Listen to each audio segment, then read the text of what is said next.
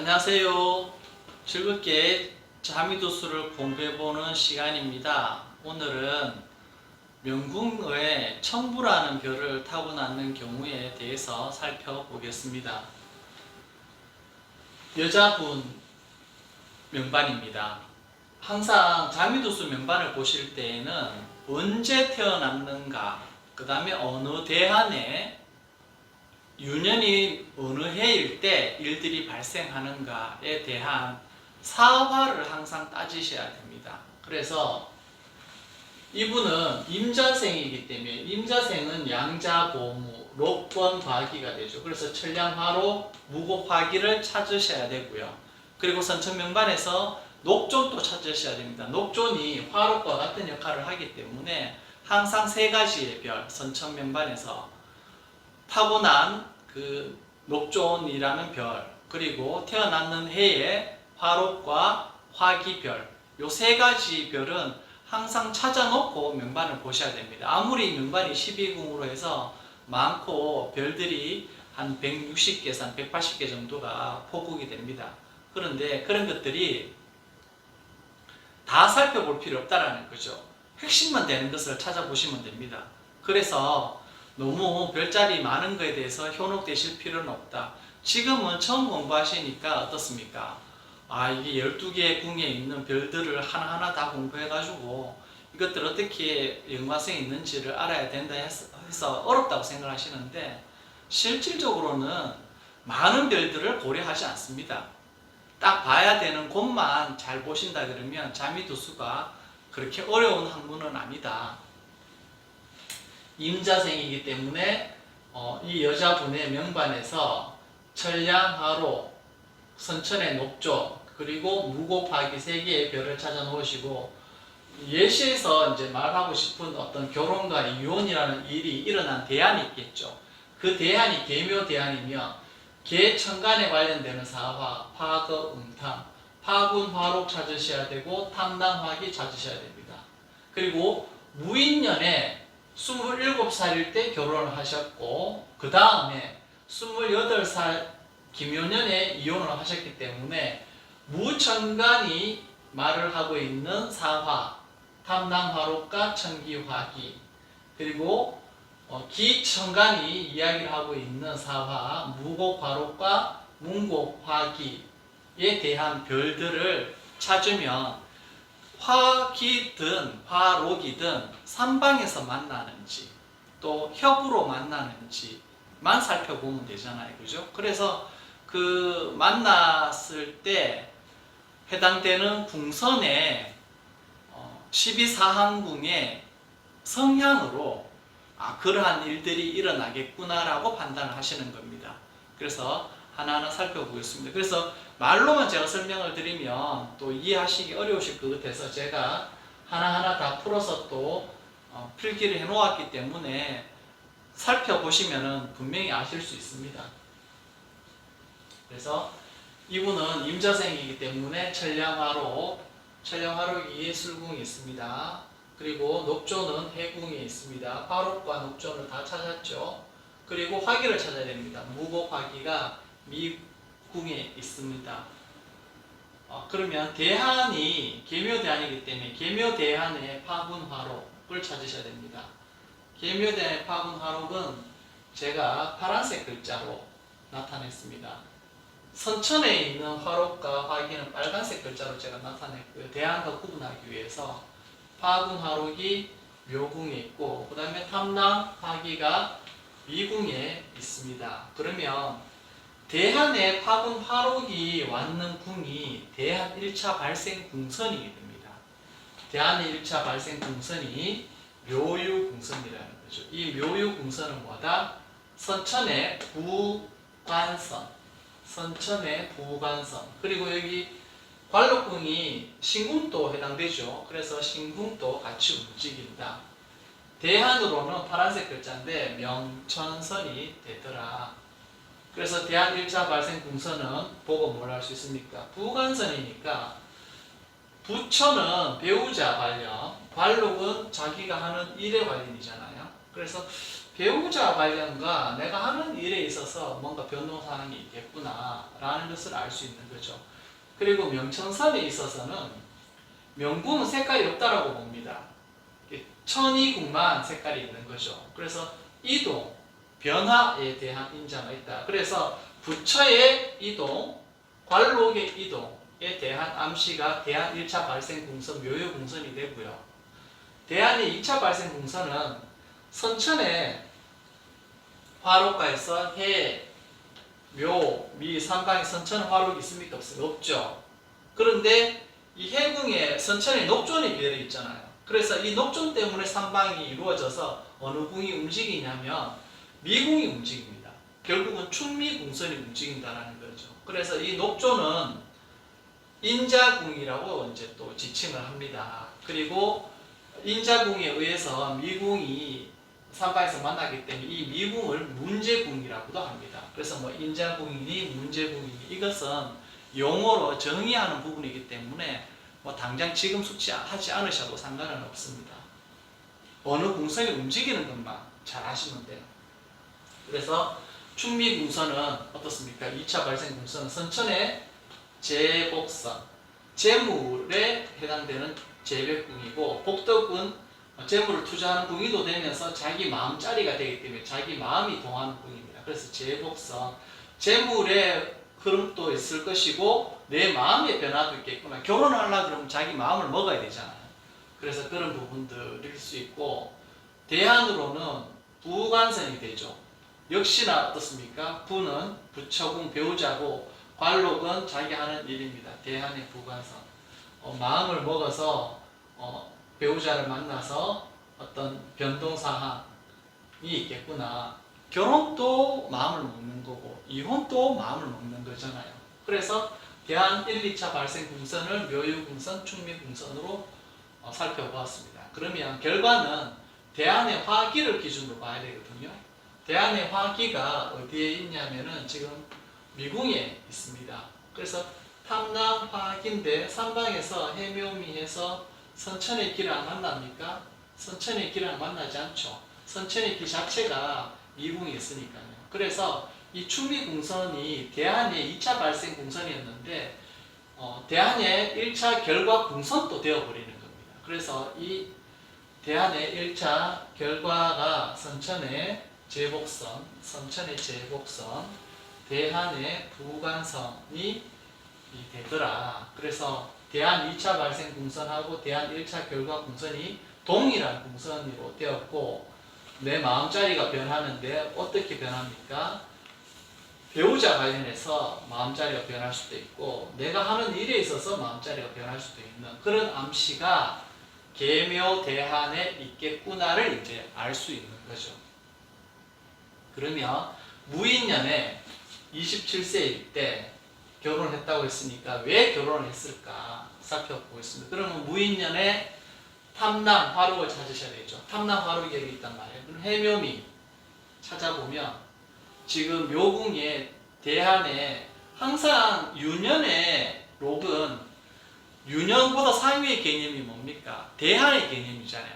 대한의 화록하고의 관계 설정을 보셔야 되고, 그리고 선천명반에 있는 녹종과의 어떤 관계성도 이제 보셔야 되는 거죠. 그래서 보면 해묘미 삼방에 있어가지고 대한의 파군 화록을 묘궁에서 만났습니다. 그러면 이 무인년이 화록에 앉아있는 충미궁선이 유년의 1차 발생입니다. 무인년의 1차 발생이 선천의 제복선이고 대한의 부관선이죠. 결국은 뭡니까? 이 대한의 2차 발생과 1차 발생 궁선하고 같은 궁선에 무인년의 화록의 인동이 왔죠. 그러면 이게 삼방에서 또 대한의 파군 화록과 해궁을 가리키잖아요. 그죠? 그러면 사해 궁선이 무인년의 2차 발생선이 됩니다. 그러면 이 발생선의 어떤 성향을 보면 선천에 뭡니까? 선천에 명천선이 되죠. 명천선이 됩니다. 그래서 명궁은 색깔이 없고 천이 이동에 대한 것만 해석을 해주시고 대한에 뭡니까? 재복선. 대한에 재복선이 있습니다. 재복선이라는 것은 재물의 이동을 뜻하고 복은 복덕궁은 자기 마음 쓰는 자리이기 때문에 마음의 변동이 있다. 그래서 여기 무인년의 1차 발생 충미궁선, 2차 발생 사해궁선에서 의미하는 바를 보니까 무인년은 1차 발생 궁선에서 뭡니까? 배우자에 관련돼서 내가 마음이 변하겠거나 아니면 내가 하는 일에 대해서 마음이 변하겠거나 둘 중에 하나가 암시가 되어 있고 그 다음에 두 가지가 다 암시가 되어 있죠. 두 가지가 다 암시가 되어 있는데 이 경우에는 결혼에 대한 암시가 되는 거죠. 그리고 2차 발생에서는 명천선인데 명궁에 대한 설명은 없는 이제 색깔을 보지 말고 천의궁에 대한 색깔만 봅니다. 명궁은 어차피 자기 자신이기 때문에 자기 자신을 색깔로 드러내길 수는 없는 거거든요. 그래서 천의궁 밖에 나가서 활동하는 이 이동 변화수로만 해석을 하셔라. 그런데 뭡니까? 대한에 재복선이 있기 때문에 재물에 대한 이동이 있을란가? 아니면 복덕은 자기 마음자리잖아요. 내 마음에 이동이 있겠구나를 이제 1, 2차 발생해서 무인연에 알 수 있는 거죠. 그러면 무인연의 결과를 보면 무인연의 결과는 천기화기를 봐야 됩니다. 천기화기가 술궁에 있습니다. 그러면 이 술궁에 있는 천기화기가 삼방에서 대한의 화기를 만나느냐 보면은 인오술인데 인오술에 지금 대한의 화기가 없습니다. 대한의 화기는 미궁에 있으니까요. 그렇기 때문에 무인년의 결과는 진술궁선이 있죠. 이 진술궁선이 1차 결과궁선으로 해서 끝나버립니다. 그래서 진술궁선은 무슨 선이냐 하면 형노선입니다. 형노선. 형노선은 선천의 형노선은 어떻습니까? 변화에 대한 의미가 있습니다. 그리고 또 대한의 뭐죠? 부질선이죠. 부모는 문서에 관련됩니다. 결혼을 하게 되면 결혼 서약서에 사인을 하잖아요. 그죠? 그래서 문서 궁선이 발생을 하고 여기 지렉궁은 이제 질병 관련인데 질병에 대한 변화가 있든지 아니면 문서에 관련된 변화가 있든지에 대해서 결과가 이제 생긴다는 거죠. 그런데 여기 보면 결과 궁선에 뭐가 있냐 하면 진술 궁선에 천량 화록이 있습니다. 선천에 천량 화록이 있습니다. 그러니까 어떻습니까? 화록은 좋은 거죠. 그렇기 때문에 이 무인년에 결혼을 하게 되었다. 발생 궁선에서 뭡니까? 재물이 이동한다. 결혼하게 되면 돈이 왔다 갔다 하죠. 그리고 마음자리가 왔다 갔다 한다. 결혼하려고 마음을 먹어야 되니까 마음자리가 왔다 갔다 한다. 근데 또 지금 무인 1차 발생에서 보면은 부간선, 배우자에 대한 부분이 움직였잖아요. 그래서 이 무인년 결과궁선에 진술궁선에 천량화록이 있어서 선천에 천량화록이 있어서 긍정적으로 작용을 해서 결혼을 하게 되었다. 그리고 또 장박세 장전 12신 중에서 별들이 보면 이 백포상문이 있습니다. 백포상문이라는 것은 흉한 일이 있을 때는 흉하게 작용을 하고요. 또 좋은 일이 있을 때에는 또 좋게도 반드시 그 일이 일어난다라는, 그러니까 어떠한 일이 무조건 일어난다라고 보시면 됩니다. 백포상문이. 근데 보통 좋은 일보다는 어떤 사고를 당한다든지 아니면 어떤 죽는 어떤 그런 시기를 나타내는 부분에 대해서 좀 더 많은 부분들이 관여를 하고 있습니다. 그래서 좀 부정적으로 보는 별들인데 여기에서는 그래도 어떻습니까? 천량화록이 있어서 좋은 일이 반드시 일어나겠구나라고 이제 생각하시면 될 것 같습니다. 그리고 김연년에 이혼을 하게 됐는데 천간 기토의 사화는 무곡화록입니다. 그러면 무곡화록을 찾으셔야 됩니다. 여기 미궁에 무곡화록이 있습니다. 이 미궁에 무곡화록이 1차 발생이 됩니다. 그리고 2차 발생은 어떻게 됩니까? 대한의 파군 화로가 만나서 사해 궁선이 또 2차 발생 궁선이 됩니다. 그렇기 때문에 김연년의 1, 2차 발생은 보면 무인년 무인년이 보면은 탐남 화록이 있었고 또 김연년은 또 무곡화기잖아요. 별은 다르지만 여기 궁이 같단 말이에요. 미궁이 같단 말이에요. 그렇기 때문에 김연년의 1, 2차 발생이 무인년과 동일하다는 거죠. 결혼을 하든 이혼을 하든 어떻습니까? 항상 배우자 관련되는 궁선이 움직일 수밖에 없고 제복선, 자기 마음자리가 움직일 수밖에 없습니다. 그래서 김연년과 무인년이 1, 2차 발생에 있어서는 동일했습니다. 그런데 차이가 나는 것은 뭡니까? 화기, 김연년의 화기는 문곡화기였단 말이에요. 문곡화기가 여기 좌오 궁선에 있습니다. 그래서 이 문곡화기가 선천의 화기가 이제 나란히 미궁에 있기 때문에 삼방에서 만나지 않고 협에서도 만나지 않기 때문에 여기 좌오 궁선 하나로 해서 결과가 지워지는데 이 차이가 있다라는 거죠. 무인년의 1차 결과는 어땠습니까? 무인년 1차 결과는 진술 궁선에서 천량 화록이 있어서 결혼이 성사되는 걸로 봤지만은 지금 김연년의 1차 결과는 문곡 화기가 되어서 좌오 궁선이 되는데 이 좌오 궁선의 성격이 선천의 부질선이죠. 그러니까 부모는 문서에 관련되는 겁니다. 그리고 대한의 자전선이죠. 자전선은 뭐냐 하면 자식 문제도 되고 이게 전태의 문제잖아요. 결혼하게 되면 집을 마련해서 살았을 거 아닙니까? 그렇기 때문에 항상 주거의 문제가 움직인다는 거죠. 그래서 그런데 암시하고 있는 것들이 보면 어떻습니까?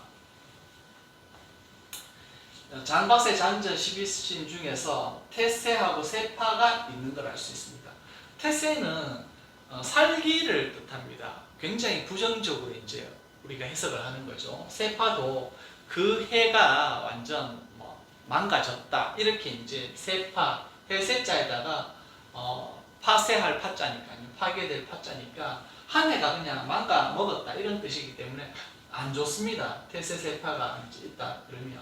그런데 거기에다가 또 뭐가 있냐 하면 경량하고 영성, 살성이 또 이래 있습니다.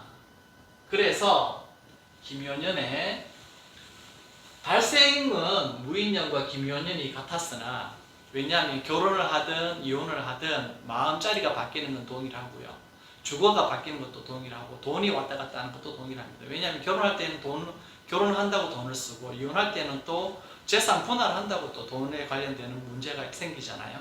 그렇기 때문에 결혼과 이혼에 있어서 별들이 어떻게 작동이 되는지 보았습니다. 결혼을 하는 경우에는 긍정적인 화록, 천량 화록이 작동함을 알 수 있었고 이혼을 할 때에는 어떻습니까? 부정적인 별들이 들어가는구나, 살성이 들어가는구나. 그런데 거기에 관련되는 인자궁들, 뭐 부처궁, 그죠? 그 다음에 문서궁, 그 다음에 신궁. 결혼할 때는 몸이 왔다 갔다 하잖아요. 그렇기 때문에 신궁, 이러한 관련 상관궁들이 움직이는구나. 이런 것들을 살펴보았습니다. 예, 수고하셨습니다.